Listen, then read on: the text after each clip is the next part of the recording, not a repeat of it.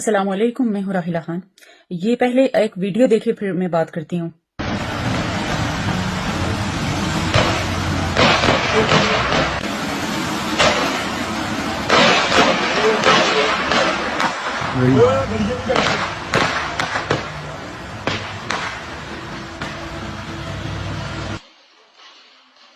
جی تو ویڈیو دیکھیے آپ نے، یہ ہیں جو فورسز اس وقت آزاد کشمیر میں متحرک ہیں رینجرز کی۔ یہ کسی آزاد کشمیر کے کسی علاقے سے گزرتے ہوئے فائرنگ کر رہی ہیں، یعنی کہ ہم یہاں پہ بہت بڑی طاقت کے طور پر آئے اور یہ خوف و ہراس پھیلانے کے لیے کہ کوئی بندہ باہر نہ نکلے۔ اور یہاں سے یہ گزر رہے ہیں رات کے سمے، یہ سڑکوں کے ارد گرد جو ہے نا یہ جنگل ہیں اور جنگلوں میں گیدڑ ہوتے ہیں، اور گیدڑ تو پہلے ہی ڈرے سہمے ہوتے ہیں اور ان کو یہ مزید ڈرانے کی کوشش کرتے ہیں۔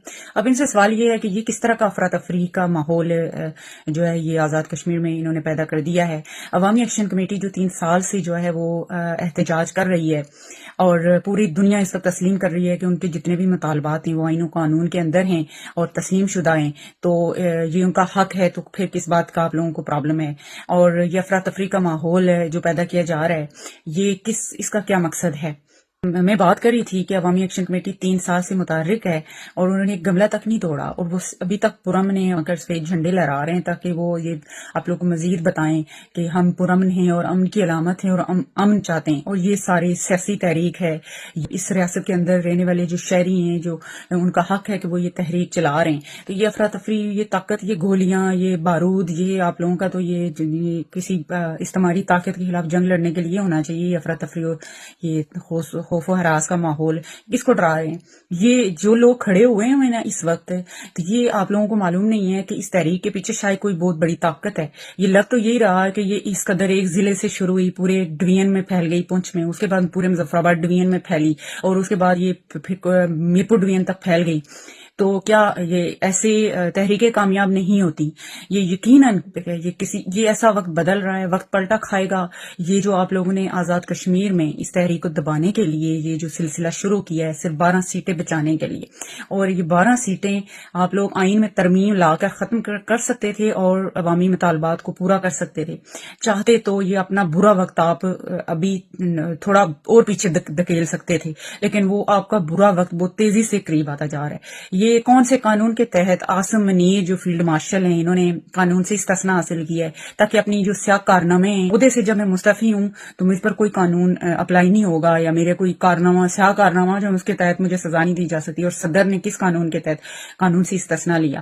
راتوں رات عدالتیں لگا کر جو آئین میں آپ لوگ ترمیمیں کرتے ہیں، رجیم چینج کی آپریشن، سپریم کورٹ کے اوپر ایک اور آئینی عدالت بنانا، سینٹ کی جو اسمبلی کے سینٹ کے اندر جو ممبران ہیں ان کی امراءت بڑھانا، اس چاروں صوبائی اسمبلیوں میں سارے جو بیٹھے ہوئے ہیں ان سب نے اپنی تنخواہیں بڑھانے کے لیے امراءت لائی، تو جے کے اسمبلی والوں نے بھی اسی طرح سے کیا۔ تو کیا یہ عوامی مفاد کے حق میں یہ ترمیم نہیں لائی جا سکتی؟ یہ تو آپ لوگوں کے بائیں ہاتھ کا نہیں بلکہ بائیں ہاتھ کے ایک ناخن کا کام ہے۔ تو پھر یہ افراتفری، یہ اپنی ایک جو ہے نا پاؤ گوشت کے لیے پوری قوم کو داؤ پہ لگایا ہوا ہے۔ نوجوان آج ایک اور شہید ہوا ہے جس کا نہ عوامی ایکشن کمیٹی سے تعلق تھا، نہ وہ دھرنے میں تھا، وہ بلکہ عام روزمرہ کی جو زندگی ہے اس کے سفر کے دوران وہ گولی لگنے سے شہید ہوا ہے۔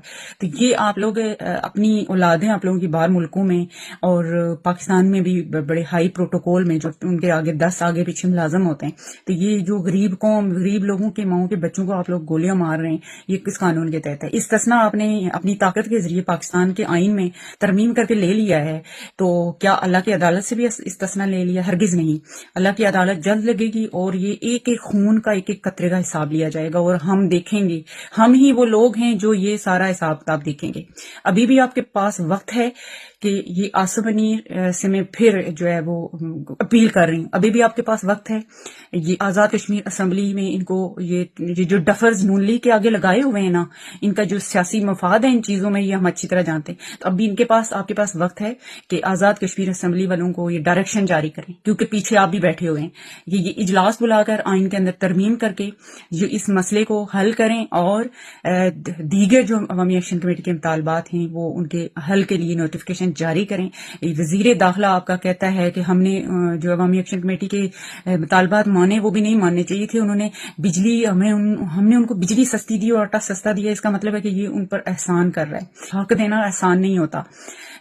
جہاں بھی کوئی ملازمت کرتا ہے وہ اس کی تنخواہ لیتا ہے، کام کرتا ہے تو لیتا ہے، تو کسی کو جو کوئی حق اس کا ہوتا ہے وہ دینا اس پر احسان نہیں ہوتا، تو نہ ہی آپ لوگ جیب سے کسی کو کوئی حق دے رہے ہیں۔ تو یہ افراتفری کا ماحول آپ لوگ جلد ختم کریں آزاد کشمیر میں۔ فور آپ لوگوں کے بائیں ہاتھ کا کام ہے، فل فور آپ کر سکتے ہیں، بلکہ بائیں ہاتھ کے ناخن کا کام ہے۔ تو یہ جو ہے نا اپنا برا وقت جو ہے وہ لانے، اگر وہ تھوڑا دور ہے تو یہ آپ لوگوں کے اقدامات اس وقت کو جلد نزدیک لانے میں، جلد قریب لانے میں وہ اہم کردار ادا کر رہا ہے، یہ بات آپ یاد رکھنا۔